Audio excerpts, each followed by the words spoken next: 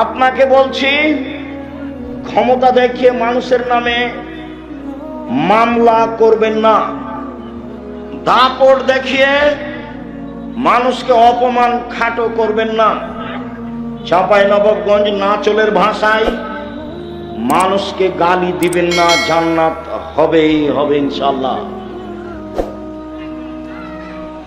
সম্মানিত দিনী ভাই বোন, আব্দুল্লাহ ইবনে আমর বলেন, রাসূল সাল্লাল্লাহু আলাইহি ওয়াসাল্লাম বলেছেন, চারটা জিনিস আছে যার, সবকিছু আছে তার, ইহকাল আছে তার, পরকাল আছে তার, জান্নাত আছে তার।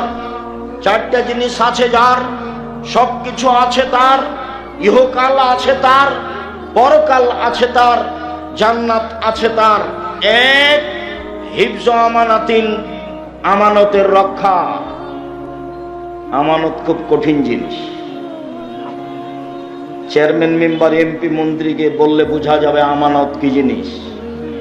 মাদ্রাসার প্রিন্সিপাল, হেড মাওলানা, মসজিদের সভাপতিকে বললে বোঝা যাবে আমানত কি জিনিস। আর তোমরা স্কুলের ছাত্র, ক্লাস 10-এ পড়ছো, সবাই মিলে টাকা উঠে একটা করবে অনুষ্ঠান, তো দুইজনকে বাজারে পাঠিয়েছো, তো ওরা কিছু উপহার দেওয়ার জন্য জিনিস কিনেছে, ওরা আবার নাস্তা করেছে দুইজন মিলে, দিয়ে 90 টাকা নাস্তা করে জিনিসের দামটা বেশি বেশি করে দামের সাথে 90 টাকা শেষ করতেছে। ওরা বলেছে দুইজনে, এটা বলবি না, নাস্তার কথা বললে মন খারাপ করবে।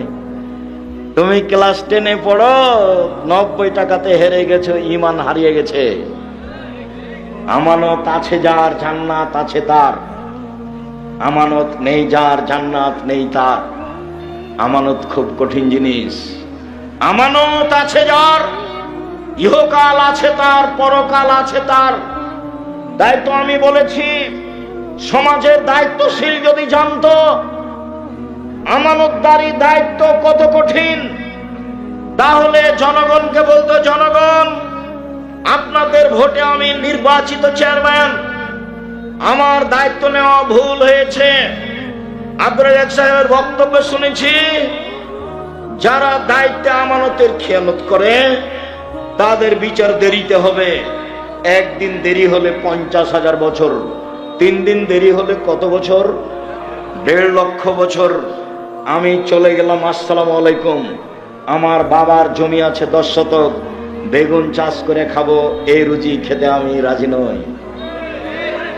আবু জার গেফারি রাদিয়াল্লাহু তাআলা আনহু বলেছিলেন, আল্লাহর নবী আমাকে এলাকার নেতা করে দেন। আবু জার গেফারি বলছেন, আল্লাহ রাসূল বলছেন, আবু জার গেফারি তুমি করেছো কি?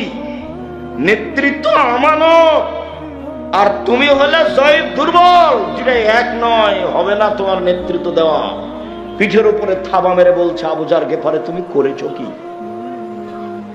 বিচারের মাঠে নেতার সামনের চুলকে ধ্রুবসার তারের সাথে বেঁধে ঝুলিয়ে রেখে দিবেন। এরপরেও বলবে, এইভাবে আমার ঝুলে থাকা ভালো দুইজনের মাঝে দায়িত্ব পালন করার চেয়ে। সবাই দেখতে পারেন, প্রত্যেকটা হাদিস গ্রন্থে আছে নির্বাচন অধ্যায়, রাজত্ব পর্ব। অতএব আমানতদারি আছে যার, জান্নাত আছে তার। 2, হুসন খালিকাতিন, ভালো চাল চলন যার, জান্নাত আছে তার। 3, সিদক হাদিসিন, সত্য কথা যার, জান্নাত আছে তার। 4, ইফাতুন বিতমাতিন, বৈধ রুজি যার, জান্নাত আছে তার। 1, দিন মজুরি। 2, বৈধ চাকরি। 3, জমি চাষ, জাতির উপকার করা যাবে না, বেঁচে থাকা যাবে মাত্র। 4, ব্যবসা, চকলেট হলেও জাতির উপকার করা যাবে। সারাদিনে 500 টাকা যদি 200 টাকা যদি বিক্রি করি, তাহলে 100 টাকা যদি লাভ থাকে, 30 টাকা খাবো, 70 টাকা থেকে যাবে। আল-ইকতিসাদু নিসফুল মাঈশা। মুহাম্মদ সাল্লাল্লাহু আলাইহি ওয়াসাল্লাম বলেন, বিবেচনা করে মধ্যম পন্থায় খরচ করা অর্ধেক জীবিকা নির্বাহ। মধ্যম পন্থায় খরচ করা অর্ধেক জীবিকা নির্বাহ। আয় অনুপাতে ব্যয় করা অর্ধেক জীবিকা নির্বাহ। বোকামি খরচ করলে সংসার ধ্বংস হবে। আর বউ যদি হস্তিনী হয় তাহলে সংসার এমনিতেই ক্ষতিগ্রস্ত হবে। হস্তিনী কি জিনিস? ঘর বাড়ি ভালো করে ঝাড়ু দেয় না, জিনিসপাতি ভালো করে সাজগোজ করে রাখে না, চাউল তরি তরকারি এসবগুলো ঢেকে রাখে না।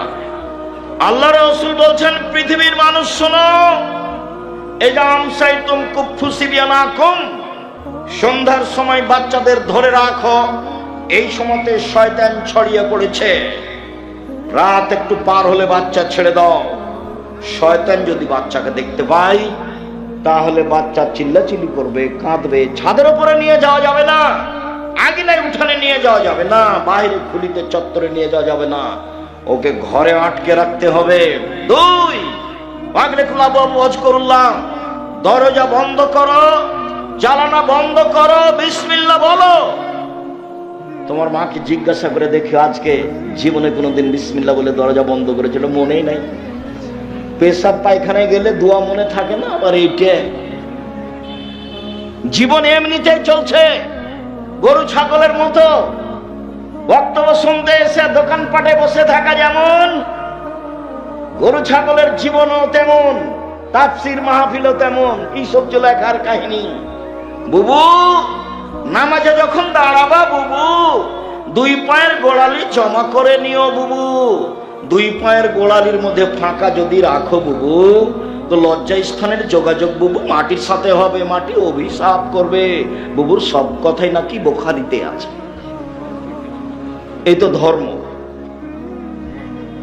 লাশ পড়ে আছে, বুবু কি যে বক্তব্য দিল, আর লম্বা দোয়া মেরে দিল বুবু। এই বুবু এই বাড়িতে আসলো কেন? এইসব মহিলা তোমাদের এই লাশের পাশে আসলো কেন? ও মহিলা মানুষ নয়? এখানে আসলো কেন? ও কি দেখাতে চায়? কি